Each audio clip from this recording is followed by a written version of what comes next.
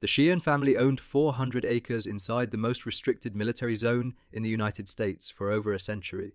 Their grandfather had staked a silver and gold mining claim at Groom Lake, Nevada, back in the 1880s, and the family kept working it through 2 world wars, the Atomic Age and the Cold War. Then in 2015, the Air Force decided they'd had enough.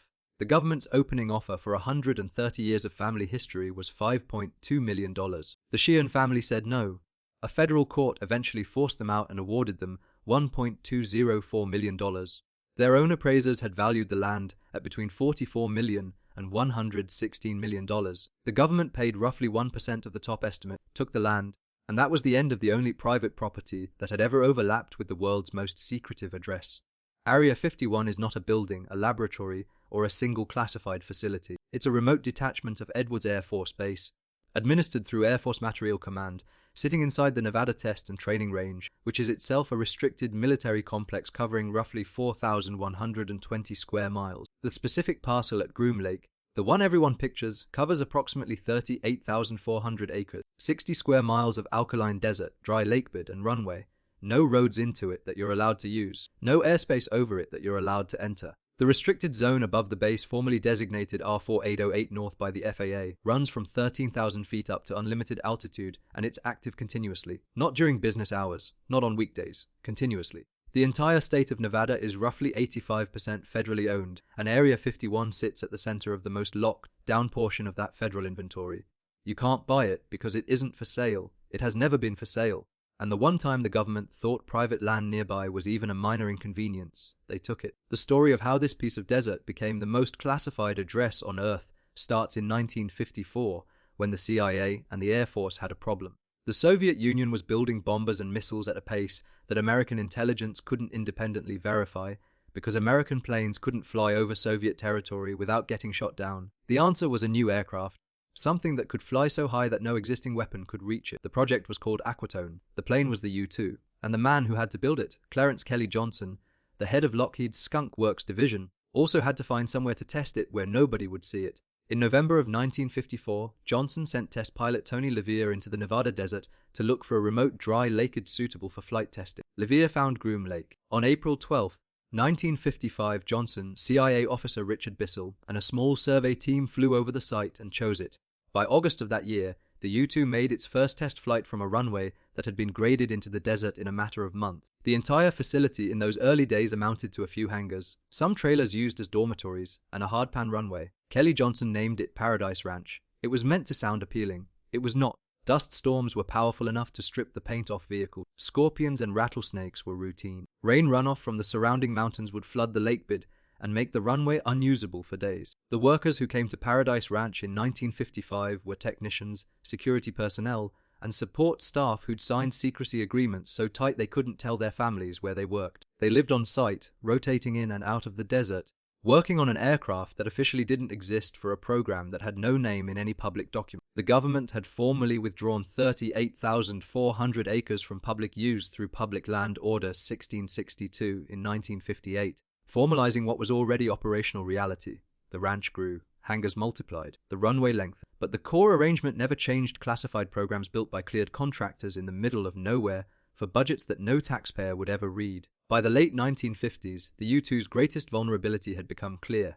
Soviet surface-to-air missile technology was advancing fast enough that the plane would eventually be reachable. On May 1, 1960, a U-2 piloted by Francis Gary Powers was shot down over the Soviet Union, causing an international incident that forced President Eisenhower to publicly acknowledge the spy plane program existed. By that point, Skunk Works was already building the replacement. The A-12, developed under the codename OXCART, was a Mach-3 aircraft with early stealth characteristics, built to fly so fast and so high that a missile physically couldn't intercept it. It made its first flight from Area 51's runway on April 26, 1962. The SR-71 Blackbird, the aircraft most people recognize from Cold War photographs, was its direct descendant. These programs defined what the base became, a testing facility for aircraft so far ahead of anything publicly acknowledged that the gap between what was flying there and what the public knew about couldn't even be guessed at. Here's where the ownership question gets genuinely interesting, because what it costs to run Area 51 is, by design, completely unknowable to the public. There is no budget line item labeled Area 51 in any federal spending document you can read. The base is funded through what policy circles call the black budget,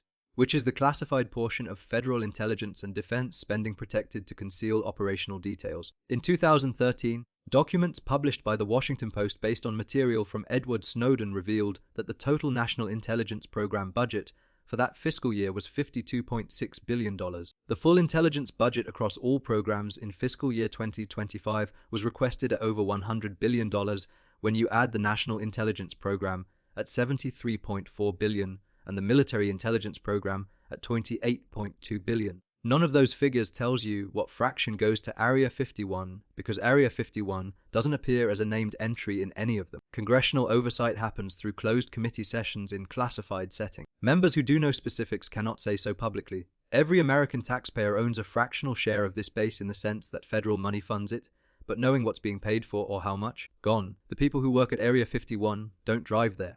There's no public road that gets you within reasonable distance, and arriving at the perimeter in a personal vehicle invites an encounter with security contractors in unmarked SUVs, authorized by signs that read, in plain print, use of deadly force authorized. The workforce, which is never officially counted or disclosed, commutes by air. From a private terminal at Harry Reid International Airport in Las Vegas, a fleet of unmarked white Boeing 737 jets with a distinctive red stripe along the fuselage departs each weekday morning for Groom Lake. These aircraft operate under the callsign Janet. You can't book a seat. You don't appear in any commercial reservation system. Estimates suggest the service runs approximately 20 round trips on weekdays, with around 11 flights going to Area 51 and 9 to the Tonopah Test Range. Total daily throughput. Over 1,000 workers. Janet is operated by a private defense contractor, and the contract has changed hands over the decades, but the flights keep running. The government has never officially confirmed the airline's purpose. The planes show up on radar. Spotters photograph them from public land. The airline functionally doesn't exist. The ground perimeter is marked by orange posts and warning signs placed at irregular intervals across the desert. Those signs are legally specific. Restricted area. No trespassing beyond this point. Photography prohibited. Use of deadly force authorized. That last line isn't decorative. The property is patrolled by private security contractors, and the detail that enthusiasts who visit the boundary report most consistently is this: they are watched from the moment they step out of their vehicle. Camo Dudes is the informal name the enthusiast community gave to the contractors who appear on ridge lines and hilltops whenever someone gets close. They don't engage unless you cross. Cross, and the response is immediate. A small number of people have tested this over the decades, and the outcomes range from federal trespass charges to early morning confrontations that ended with the visitor on the ground. The restricted zone doesn't announce itself from a distance. It simply surrounds you before you realize how close you've gotten. The most effective security system Area 51 ever deployed wasn't a fence or a sensor or a patrol team. It was the UFO story. The U-2 flew above 60,000 feet. In the late 1950s, commercial airliners cruised between 10,000 and 20,000 feet, and military aircraft typically operated below 40,000 feet.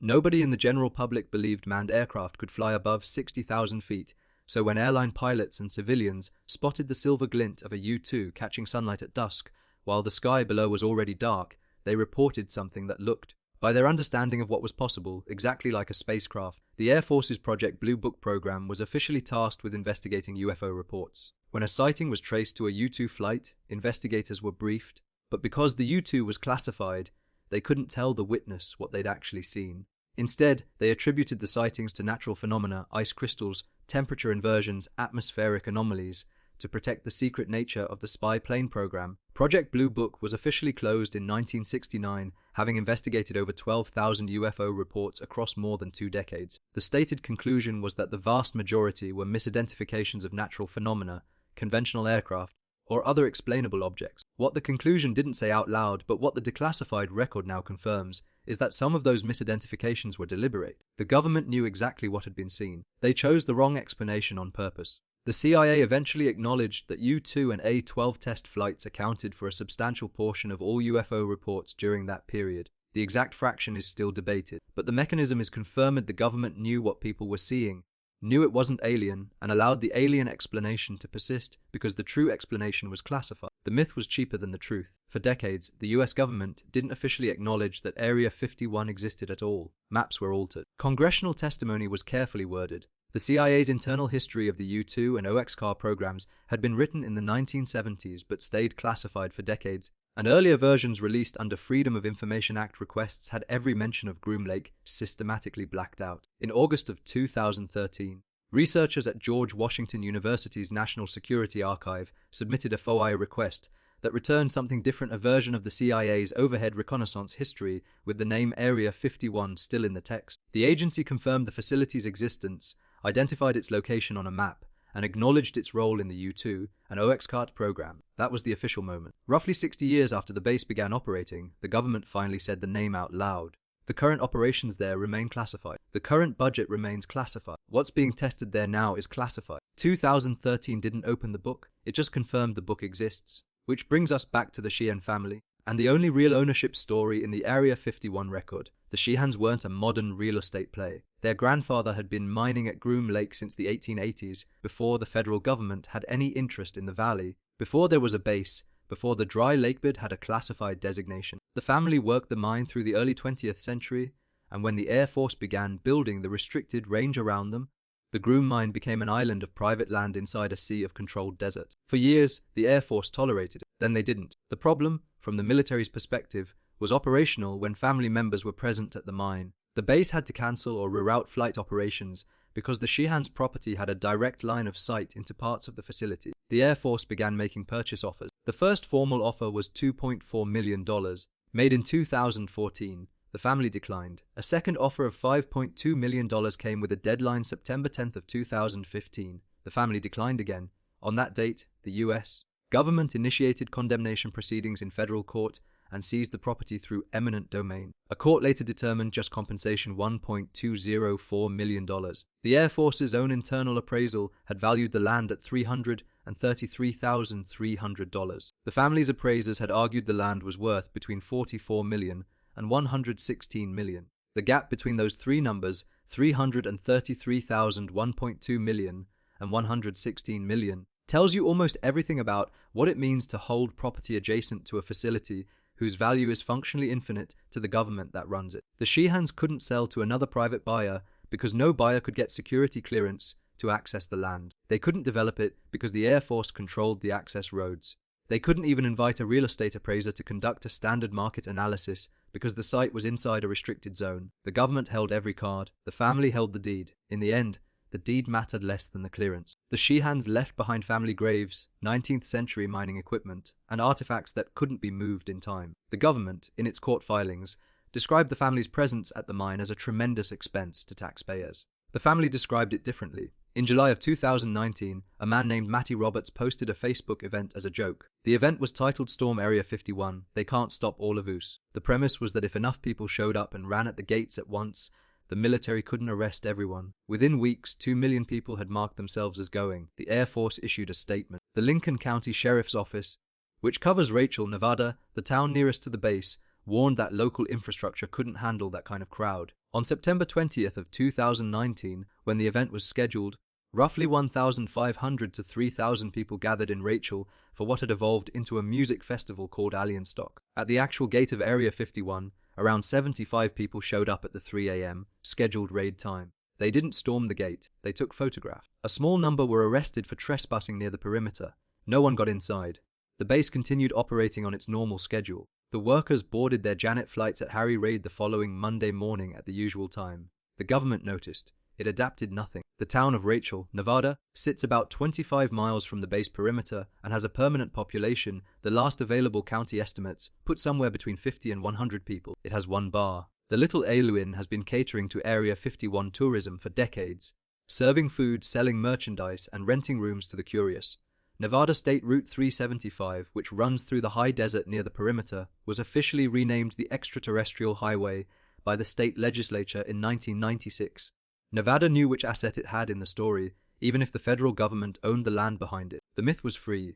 The land wasn't up for discussion. The land itself, 38,400 acres inside the Nevada Test and Training Range, is federally owned with no mechanism for private purchase. The Military Lands Withdrawal Act of 1999 replaced the original public land order governing the site, and the land continues under Department of Defense management with no public auction process and no reversion clause. The restricted airspace above it, R4808 North, runs from 13,000 feet to unlimited altitude, active continuously. Cross the boundary markers on the ground, and you've committed a federal offense under Title 18 of the U.S. Code, carrying a potential fine and up to 6 months in federal prison. The budget funding the base has no public line item. The staffing level has no public count. The current programs have no public name. The United States has dozens of classified facilities. Area 51 isn't necessarily the most sensitive, but it is the most examined from the outside, which is its own kind of security. The scrutiny is so constant it has become part of the scenery. Tourists drive to the boundary and photograph warning signs. The base doesn't mind. It was designed to be looked at from the perimeter. If you tried to put a number on what it would cost to replicate Area 51 from scratch as a private asset, you'd have to account for things that have no market rate. A runway stretching miles across controlled desert airspace. Underground infrastructure of unknown depth and age. A classified commuter airline. A security apparatus authorized to use lethal force. A workforce trained to forget where they work the moment they leave the perimeter. Satellite imagery published by private companies shows a visible footprint that has grown over decades. Multiple large hangars, a control tower, residential dormitories, administrative buildings. The construction is real. The materials cost real money. But no contractor files a public bid for work at Groom Lake. No subcontractor lists it on a resume. The procurement happens inside the classified portion of defense contracting, where the paperwork exists but won't be released. The actual price tag for the facility as it stands today sits somewhere between unknowable and incalculable, depending on how you count the programs it houses. The people who actually work at Area 51 live ordinary lives in Las Vegas and the surrounding Nevada suburbs. They drive to a private terminal. They board a white jet. They land somewhere they can't discuss. They go home. Their neighbors don't know what they do. In many cases, their families don't either. The secrecy requirements don't end when you clock out. Former workers have described operating under lifetime non-disclosure agreements so comprehensive that even decades after a program is declassified, the habit of not talking stays. Some of the engineers who worked on the U-2 and A-12 programs didn't speak about their work publicly until they were well into their 80s. The institutional silence at this facility isn't enforced only by legal agreement. It becomes cultural. You don't talk about it at the neighborhood barbecue. You don't mention it at your kid's school. And eventually not talking about it is just who you are. A specific culture grows around these programs that goes beyond legal obligation. Cleared workers who operate in compartmented programs are frequently barred not just from discussing their own work, but from knowing what their colleagues are doing in adjacent programs at the same facility. Two engineers can share a cafeteria table at Groom Lake for a decade and have no idea what the other person is working on. The compartmentalization is structural. Each program is an island. The island doesn't talk to the other islands. This is deliberate. A breach in one program can't cascade into a breach in the next if no one in the first program knows the next one exists. The practical result is a workforce that has normalized operating in near total information isolation, not as a hardship but as a professional identity. You solve the problem in front of you, and you go home to a suburb where nobody thinks to ask what you did today, because as far as anyone in the neighborhood knows, you work in aerospace and it's kind of boring. The Sheahan family's claim is still in the court record. The family argued the property was worth up to $116 million. The government paid them $1.204 million and closed the case. Somewhere behind the boundary markers and the orange posts and the warning signs, work continues on programs that won't be acknowledged for decades, if ever. The Janet flights leave Harry Reid on schedule every weekday morning. The workers board. The white jets with the red stripe climb out over Las Vegas and turn north, disappearing into restricted airspace above a piece of federal land that has no listed value, no public budget, and no ownership structure any private citizen could ever touch. The last private family that tried to hold on to 400 acres of it was paid 1% of what their own experts said it was worth. That's the closest anyone has come to owning Area 51. 1% of nothing you could prove.